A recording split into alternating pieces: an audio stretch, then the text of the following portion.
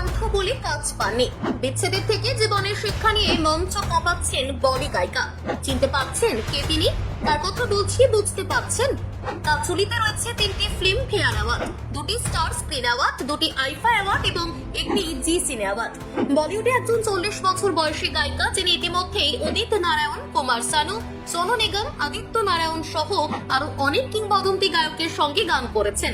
2000-টিরও বেশি গান গাওয়ার রেকর্ড রয়েছে এই গায়িকার। যদিও আজ সঙ্গীত জগতে তার বিশ্বজোড়া খ্যাতি, কিন্তু তার একটি সিদ্ধান্ত জীবন এবং পরিবারকে ধ্বংস করে দিয়েছিল। চিনতে পারছেন কে তিনি? তিনি আর অন্য কেউ নন, তিনি হলেন সকলের প্রিয় গায়িকা সুনিধি চৌহান। খুব অল্প সময়ের মধ্যে সঙ্গীত জগতে নিজের জন্য একটি আলাদা পরিচয় তৈরি করেছেন সুনিধি চৌহান। একাধিক সুপারহিট গান রয়েছে গায়িকার ঝুলিতে, কিন্তু এই গায়িকার ব্যক্তিগত জীবন যেন সিনেমার গল্প। সুনিধি চৌহান তার ক্যারিয়ার শুরু করেছিলেন দূরদর্শনে সম্প্রচারিত রিয়েলিটি গান শো মেরি আওয়াজ সুনো দিয়ে। 1996 সালে আয়োজিত এই প্রতিযোগিতার শিরোপা জিতেছিলেন সুনিধি। এরপর তিনি লিটল ওয়ান্ডার্স ট্রুপের প্রধান গায়িকাও হন। এই শো দিয়ে তিনি রাতারাতি সেন্সেশন হয়ে ওঠেন।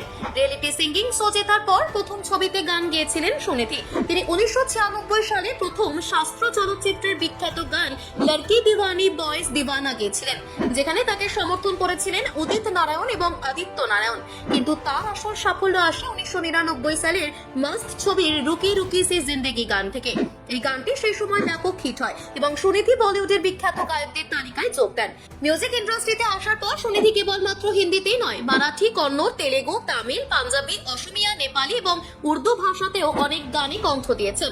এর পাশাপাশি একাধিক পুরস্কারও জিতেছেন গায়িকা। বর্তমানে চলচ্চিত্রে কম গান গাইলেও স্টেজ শো করতে তিনি বেশ পারদর্শী।